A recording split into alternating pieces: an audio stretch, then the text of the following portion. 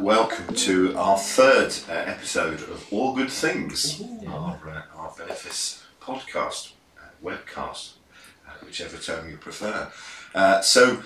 In this third episode, we're going to be asking you, James Hughes, about how you choose what you preach on, and that's what we're going to be the main topic that we're going to be thinking about a little later on. We're looking forward to it, yeah. Yeah, so we're approaching the abyss, which is ask James a slightly open-ended question.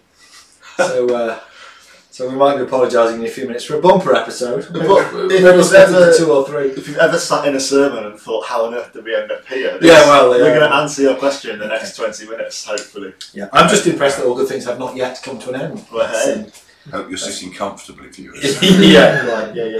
We may be here for some time. We may be here for some time. But anyway, before all, we should look forward to that. But before all of that, let's start by asking our usual: what have we been up to? What exciting things have we been up to since the last episode? Nice. I've been enjoying Christmassy things at Tots, which has now involved a Christmassy representative duty in a colourful suit. Okay. That's coded enough, I think. What colour was the suit?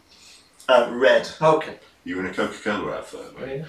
Not yet, but I think if I get any more work on those lines, I will be, yeah. Not something that I aimed for on my kind of career trajectory. But it's going to be on the CV from now on. Oh yeah, great fun, fantastic stuff. It's amazing how scared children can be. Yeah. We are a bit scary, Adam. I know, yeah. Yeah, good stuff. And what about you, Mr. Yeah, well, I've been sort of getting a little box, stacking it with random items from my big box, and turning it into talks for schools, as I do every Christmas. It isn't actually a random selection of objects. It may appear to be so at times, but the objects are carefully curated in order to tell, get the Christmas story from various angles.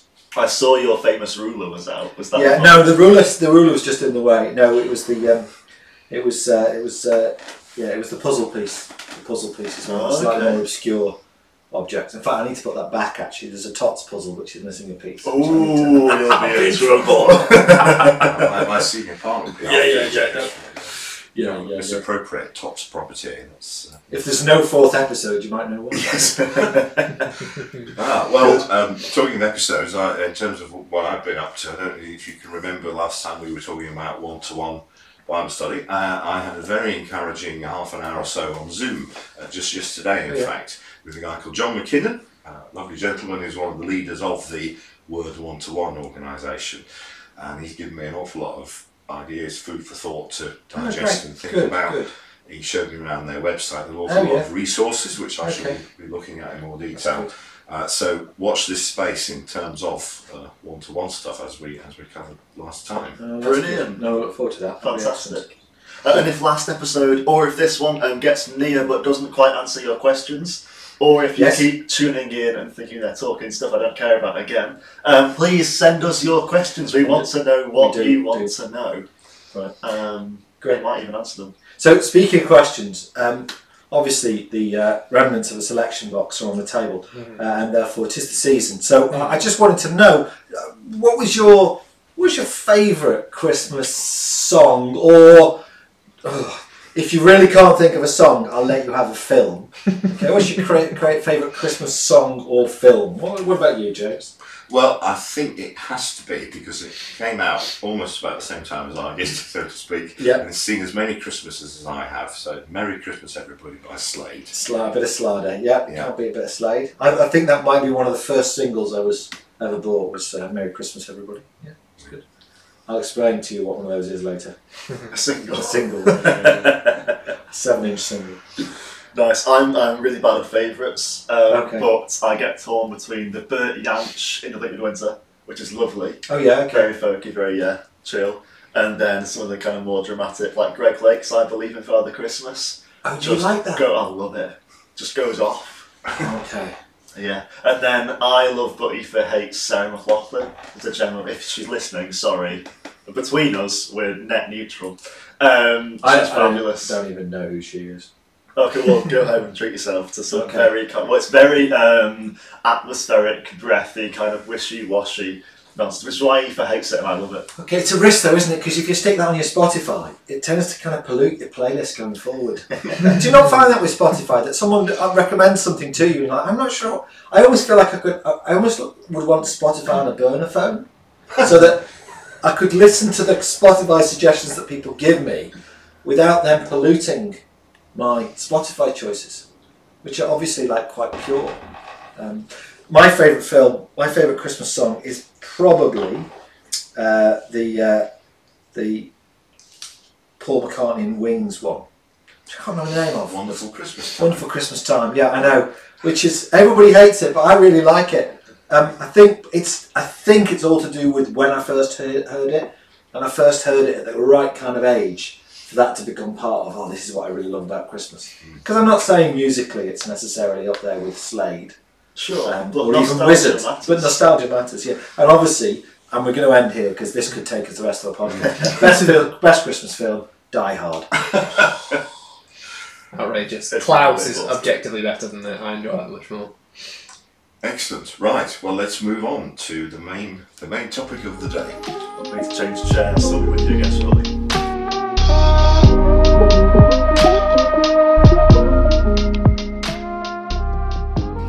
Okay, so into our main item, we need to find out how you choose what you preach, and sometimes what we preach. Yes. Which is an excitement, because we've all wondered once or twice. yeah. Well, I wondered myself some mornings. So I suppose the first thing is the main skeleton, the main sort of structure is always to choose to go through books. Yes. So rather than go entirely topical, or rather than just sort of move around quite a lot, we work through books of the Bible. So at the moment, I think we talked this last time we mentioned this, didn't we? I think in early 2025 we're looking at John, a bit of John 11, a little bit of Judges, a little bit of Luke at St Altman's, and then in morning prayer we're looking at a little bit of Luke and then something else. So yeah, we tend to work our way through Bibles. We tend to do what's known in the trade as expository preaching. That is, anyone who's been here will know that Sunday by Sunday we work through passages very deliberately. So our goal is to say, right, what is this scripture saying to us today? That's where we start, and that's the kind of plan. So that's the big structure. Is we go through books because we believe that is the best way of allowing God's word to speak to us in the way that God's word wants to speak to us. So rather than me choosing bits and saying, I want that bit, and I'll have that bit, and I'll have that bit, and we'll miss that bit out, is actually, well, okay, if it's there, we'll work our way through it. So this is getting God's Bible rather than James's Bible. Yeah, because I think that's always the issue, isn't it? So we're topical at Christmas, and I have a very complicated Christmas talk spreadsheet, which goes back all the way to 2003. Okay. But part of the reason I have a complicated spreadsheet is because I know my first instinct is to basically do roughly the same talk, because it's Christmas, isn't it? And you have sort of a talk, or maybe 3 or 4 different ways. So actually you become aware that if you're asking the question, well, James, what do you want to talk about? Which is the other way of looking at it. Actually, that's not that long a list, and is not necessarily the right list. So you kind of want to say, look, if we just go through passages of the Bible and we say, right, if we did John 11 verses 1 to 27 this week, then next week our default will be John 11 verse 28 till, wherever there's an appropriate break, then we'll get that rather than, we're skipping that bit because we're not sure, that's a bit hard, or that's a bit easy, or I'm not that bothered about that. Okay. So it's a discipline in a way.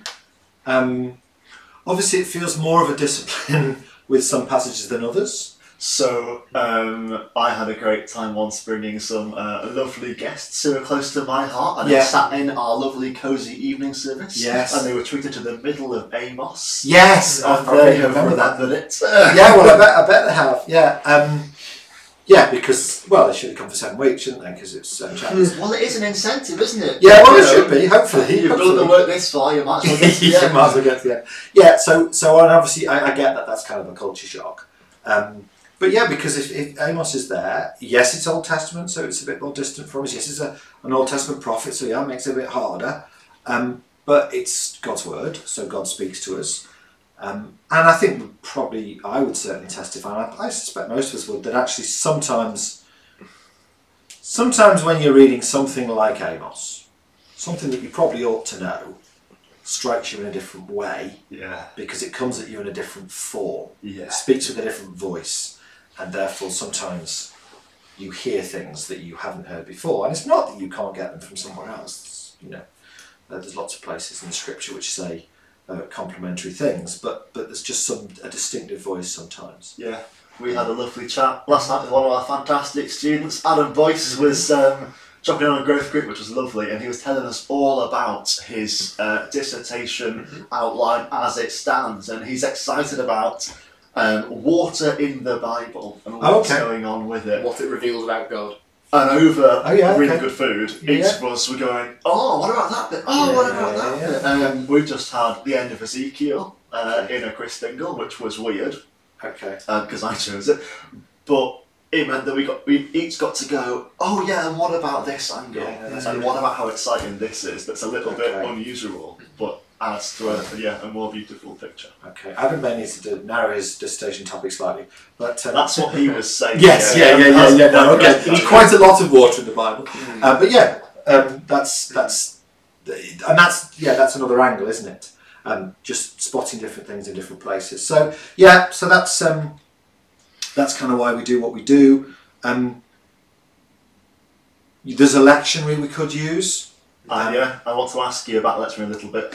Just before I do, if you're at home listening and thinking, that's all very well, but how come you've never preached this bit, my favourite bit, send us your questions. We want to hear questions. Or if you are wondering why we haven't yet got to Ezekiel, or why, particularly chapters 16 and 23, or if, or I haven't got to the book of Revelation, then please do ask. Always interested to see.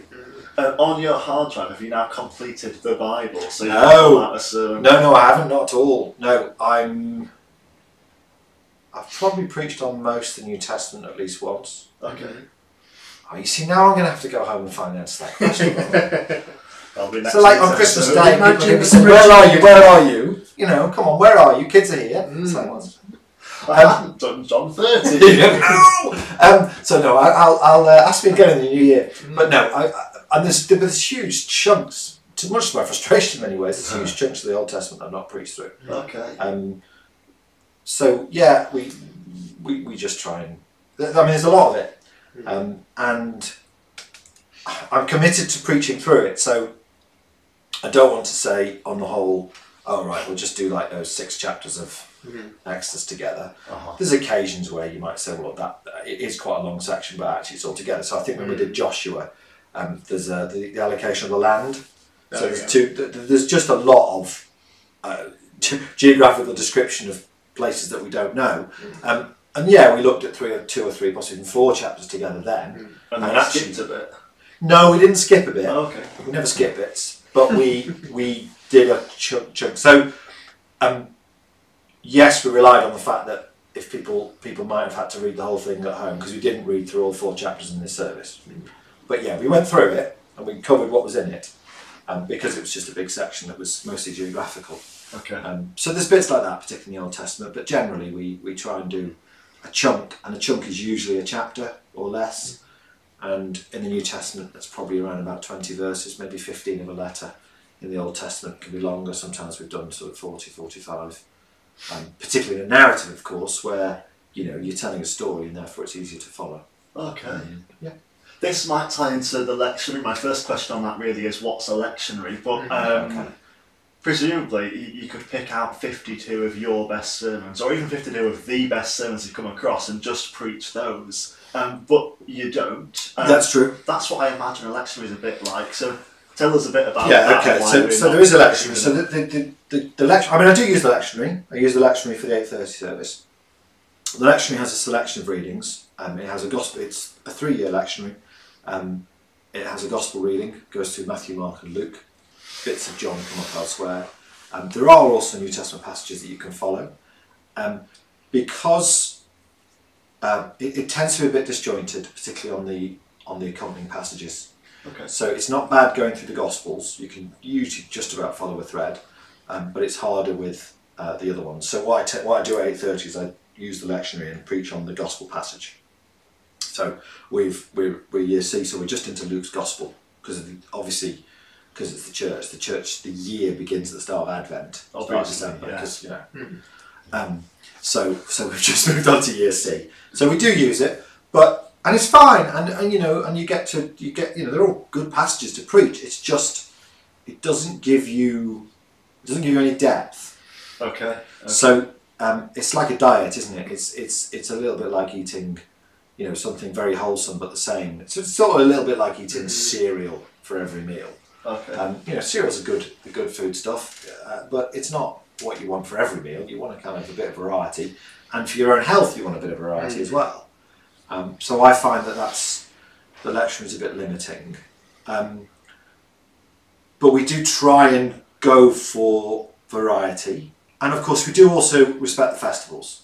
So obviously we do Christmas and Easter, and obviously the really important festivals: Harvest, yes, Rogation, yes, and Candlemas. Candlemas coming up soon. Candlemas coming up at the start of February, as everybody knows. Candlemas is the 2nd of February. So yeah, we do observe the festivals. So there's always a bit of compromise. There is a story, I don't even know whether it's apocryphal or not, but it's a good story, so I'll tell it. There's a story that when John Calvin was absent from I've probably told this before, absent from Geneva, because he got booted out for some reason and came back. I can't remember if it was 2 years later or longer. He basically just carried on. So he was in one passage the Sunday before he left, and he came back and did the next one. I mean, that's commitment to expository preaching. So I'm not quite as pure as that about it, but yeah, we do tend to do that. I've answered your question on the lectionary. I still want to know what it is and where it comes from. So it's a book of suggested reading. Well, they've been around for hundreds of years, and there was a Book of Common Prayer lectionary. This is getting slightly off topic, but there's a Book of Common Prayer lectionary, but that was a daily lectionary, so that was fine because you'd read a certain amount every day. And if you look at that lectionary, you basically go through. And then obviously, if you've got a Sunday by Sunday lectionary, that feels slightly different. So it's fine, but it's limited. Okay. So, yeah. Smashing. So we go through books. Yeah. It's called expository preaching. Yes. It's very exciting. You're exposing the Bible to us, I assume. Exposition. So the idea of exposition. No, it's the idea is that you are expositing what is there. So the distinction is between getting out what is there and expressing it to people, and then or starting with your own ideas that you're bringing in. Now listen. Everybody brings their own ideas to text. It's impossible not to, but you can put checks and balances on how many of your own ideas you bring to a text, and the fact that your own ideas, and look, you've all prepared sermons, you know how this works, that some of those ideas that in your initial reading would say, oh yeah, we're definitely going to look about this, some of them kind of make it to the waste paper basket, don't they? Do you know what I mean? It's like, actually it's not really about that, or that's not that important, or no, actually this is much more important. So that's ideally being the sermon should be shaped by the text. So a sermon on John 11 should look different than a sermon on Deuteronomy 11. Yes. Because they're very different texts. Should feel different. And there's comfort in the pews, hopefully, that whoever you hear preaching, you should be hearing more of John or Deuteronomy than of me or you. Yeah, and there's a veracity thing about it, isn't there? Because you've got the text in front of you. So that bit where I say, turn to this page, or the fact that it's on the screen, that's not just kind of for comfort. That's actually quite an important principle, that if I'm saying this text says this, then you can sit there and say, does it? And that's right, isn't it? Because then I need to make sure my explanation is accurate and good enough to mean that if it is a bit complicated, you're going away thinking, okay, I understand that now, and this is quite important, I understand that, And it's not, I don't understand it because I've just watched somebody do some magic. Yes. Do you know what I mean? They've weighed this sort of magic biblical theology, gone, well, it looks like it says this, but it actually says this. No. There's got to be a continuity between what the text says and what we get out of it. So that should be satisfying. Gaining meaning should always be satisfying, shouldn't it? It should always, when meaning emerges, you should always think, okay, I understand. So it's not about putting on a kind of magic show. Yeah. It's about, okay, this is what the text says. Now, sometimes you need a bit of background, don't you? And when we're in 1 Kings, you need to know how everybody is. Fine, but it shouldn't be a case of saying it looks like this, but it's actually that. Lovely. Yeah. Okay. Yeah. You kicked me down a really short diversion. No, okay. From your questions That's again. all right. It's quite a windy route, this one. But if it turns out you don't want someone after a sermon to say, James, that was incredible, I'd never have found that, but you showed me what it meant. What's a compliment that that's you interesting. get a bit stuck with, and what's encouraging to hear? It depends. It depends what people are saying. If people are saying, look, and which is perfect reasons, look, I don't have the time you've had over the last 20 odd years, 25 years. I'm going to coach for I've got the proper job, so I appreciate you did that. No, but I've been able to spend a lot of time studying the Bible, and therefore it's fine for me that particularly if we're in something like 1 Kings, where people don't know the background, where actually the context, say, all right, I understand it. So as long as we're just saying, okay, right, I would not have seen that because I don't have the background that you've got. I haven't had the time to study it that you've had. That's fine because some of this is about that. So usually when someone asks me that kind of says something like that, I usually just sort of tease at it a little bit. Look, I don't want to discourage any kind of sermon feedback. I don't want anybody coming to at the end of the service and thinking, coming to speak to me and thinking, am I allowed to say that? It's like prayer, isn't it? I don't want to say to anybody, well, you've got to pray properly. It's like, no, you've got to pray. Okay. I think what you're getting at is you don't want people to feel that you've done an impossible thing. Yeah. It should be, okay, I didn't understand that. I didn't have the background, but that does make sense. Because the passage now makes sense, not because you've made something which is still incoherent.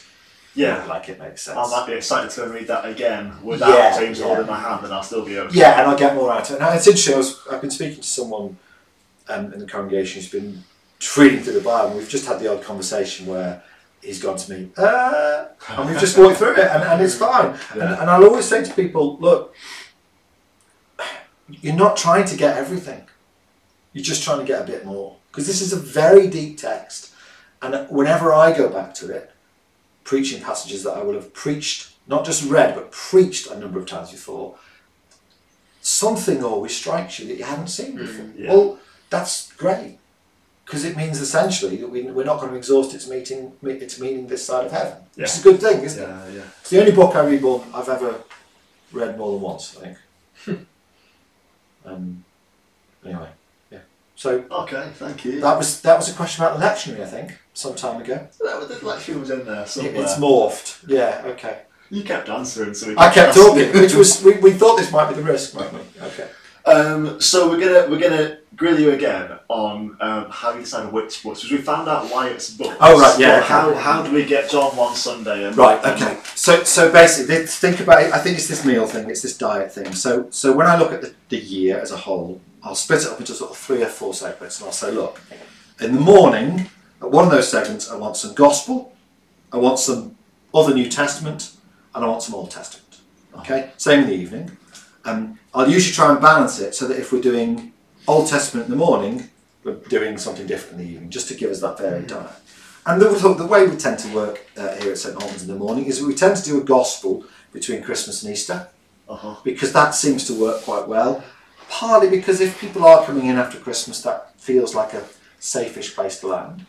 And then it's just a case of saying, well, okay, where are we up to? We've been through Matthew, we've been through Mark, we've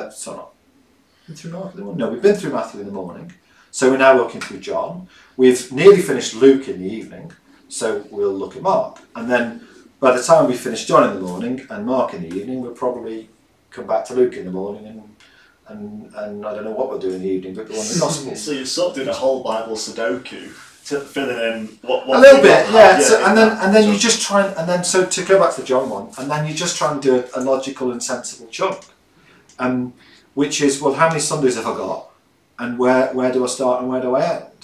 Yeah. So classic was the Roman series. So we just did Romans. I knew I wasn't going to get through all 16 chapters, so then you say, well, where do I get to? And you think, well, the big breaks are at the end of chapter 4, at the end of chapter 8, and the end of chapter 11. Yeah. Okay? So I either do 1 to 8, and that feels a little bit much, actually, or I do 1 to 4, which is a bit short. So we then put an Advent series in, which I think we've enjoyed doing. Mm-hmm. I've certainly enjoyed doing it, where we've looked at Genesis and then some of the prophets. Which meant, because it was Romans 1 to 4, I only needed, I think, 9 or 10 weeks for it, so that fitted there. Lovely. So there's a little bit of that goes on.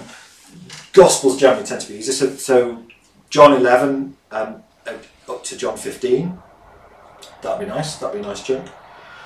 Then it'll be a bit of Old Testament, and again, Old Testament's not just one blob. So if you think about the Old Testament, you're thinking about different kinds of literature. Now, you can make that quite complicated, but the simpler way of doing that, I think, is to think of it in terms of history, prophecy, or wisdom. Okay. So history would include sort of Genesis to what we call the law, Genesis to Deuteronomy, obviously the history books, 1 and 2 Samuel, Judges, Joshua, 1 and 2 Kings, Chronicles. Prophecy is prophets, writing prophets, Isaiah, Jeremiah, and co. And then wisdom is anything else. But it's Psalms, Job, Ecclesiastes, Proverbs. So you try and have a varied diet. So you're not just thinking, let's do some Old Testament. You think, well, what have we done? So we're currently doing quite a big chunk on history in the morning. And we are up to 2 Kings 3 next time we start doing that, because last time we got up to 2 Kings 2. So we'll carry on, and we'll do an appropriate length of chunk, which is usually about 8-10 weeks. Yeah. Depends. And then we'll probably do some Psalms, because although it's Old Testament, it's quite a different feel. I mean, working through 2 Kings and working through the Psalms is quite a different experience. Okay, so presumably you've got different sized chunks to work with. This is why at holiday clubs we tend to do like Jonah in 4 chapters. We don't often do a Leviticus holiday club. No, because it's quite a lot of August, that, isn't it? We don't want to do the whole summer. So how do you know when to stop, Jonah? Well, I mean, some of it, you just have hard limits. So, you've got a certain amount of time between Christmas and Easter, and obviously that varies. That's a whole other episode on like why Easter varies, isn't it? And then other than that, I think, say particularly when you get into the summer where you could potentially be quite open-ended, it's just a feel really for what feels like an appropriate chunk. So I think particularly with some of the Old Testament series, look, you're not going to get, or I'm not going to get 2 Kings done in 24, 25 chapters, a week a chapter on average. It's just too much. Mm-hmm. It's just a lot to ask people. That's okay. If you can't handle it, other ones will. No, thank you. You're very gracious. Yeah, no, that's good of you. And I think, to be honest, the only way that I would do that would be to say, well, I'm just going to do 8 sermons on it. And that kind of breaks my rule from earlier about you actually want to preach on every passage, not just pick passages out that you fancy. Because the temptation then to avoid the difficult bits is hard to resist. So you just get a bit of a feel for it and say, well, okay, that feels roughly about the right length. We'll do that. And as I say, we'll do some 2 Kings and then we'll do some Psalms. We'll come back to Romans next autumn. I mean, the interesting one is the evening. So with those kind of 5 or 6 weeks blocks that we've now got at the 7 o'clock service, that's been quite good fun. So the next Judges one we're doing is back end of chapter 3 and chapters 4 and 5. It's just because that's a right chunk. It's 2 Judges. But I don't want to get to chapter 6 because that's a different judge, and it's like, well, we'll do that another time. So it's a mixture of things. It's more of an art than a science. Lovely. I think that's. Any other questions on that? Have I answered all your questions? There's one exception that proves the rule to come back to. It's been nice to listen to all this because obviously we do quite a lot of choosing what to teach our Yes. And one of the hard limits with youth work especially is that we only have them for about 5 minutes and suddenly they're older and they get into sermons. So we've just done an intro to Ezekiel Yes. where we sort of cheated to fit it into a chunk. Yeah. Rather than say from 11 to 14 you're reading Ezekiel. Yeah. We said, Yeah. here's Well, a no. chunk at the start and a chunk at the end, and we skipped the middle. But I feel like I can say to them now, You got a bit of an introduction. yeah, you can go and find your way and come back with some questions. I think that's right. So there's always a compromise in this, isn't there? Yeah. And you know, for children's work and youth work, you're like, well, I've got 3 years. Yeah. And therefore, in a sense, what do I want to cover? And I'm a little bit like that because you know, you're like, well, I do want to make sure we've done the Gospels, and I do want to make sure we've done some New Testament lessons, and I do want to make sure we've done some Old Testament. Yeah, yeah. And actually, that would be an interesting thing to do, wouldn't it? To sort of, I tend to work termly, I tend to work 6 monthly, I tend to work annually. Be interesting to just say, well, what in the last 3 years, what have we covered at church? Yeah. We're probably a little bit heavy on the history of the Old Testament, but you know, we'll live. You were a history teacher after That all, must so be we a do get factor. something It's that possibly a suit factor, you. yeah. That's why the church history and Bible review courses are so much fun. Yeah, that is If you true. haven't been, Don't awkward questions. forget the doctrine one. That's also fun. Sure. Yeah. There's more heckling at the courses because There is. we haven't asked yet, and we won't ask this podcast. But if you say in a sermon, and then the writer says this, and you deviate from the passage, I don't know the right way for me to say that's a lie. But I'm not going to ask you that now because there's not time. Everyone's just going to wonder at home. Okay. Lovely. We've talked a lot about how you choose what you choose. Yeah. Topical then, we're going to come back to as kind of the exception that proves the rule. Yes. We get a bit. We do, and obviously seasonally we do, and then every so often we'll do something topical. So in 2024, we did a topical series about the Imagine statements. Yes. And that was great, and I really, really enjoyed that, and I think we all did, and I think we all got a lot out of it as a church. So it is good to do topical now and again, and I think particularly when we're thinking about who we are as a church and what our particular calling is. But it has limits. It will only do certain things, and it will essentially be a kind of a greatest hits package. And that's fine, but you don't want to listen to greatest hits packages all the time. I mean, if you go to the album club, you wouldn't be allowed to listen to a greatest hits package at all. Absolutely not. Yeah, absolutely not. No. I don't think you're allowed allowed to do a double album sermon series. No. Well, but that's that. I mean, just to continue this rather weak analogy, it is because double albums require more energy, don't they? And you just have to say this is the amount of time we've got. Yeah, This if is you're what's going to get a realistic. prog rock sermon, you need to know when you turn up that you're Yeah. selling for. Okay, I'm thinking about how to advertise a prog rock sermons now. I think Anyway, that's probably a good place to end, to be honest, isn't it? Give the Can I ask organist you one last You thing? can ask me which one last is question. Of topical stuff, what might we get soon? Um, Or do we need to ask on other podcasts? I have not currently got a topical series that's wobbling around my head. Okay. So maybe next year. If you have, send us a question. Yeah. Lovely. Let's sign off there and Yeah. move on to our last bit. Yeah. Great.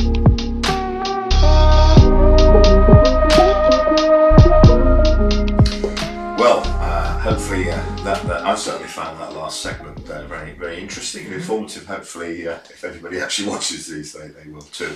I must just pick up on one thing: the prog rock sermon. I now have an image of whoever is on our church organ being resplendent in a cape, Rick Wakeman. So I think there's a thought. We live in hope. Yeah. Anyway, so we're coming to all good things, including this. All good things do eventually come to an end. We're coming to the end of our third episode now. So I just wanted to, as we finish, ask us all about anything that's coming up on the horizon that will be particularly encouraging or a particular encouragement. What are you looking forward to as we end one year and head rapidly into another one?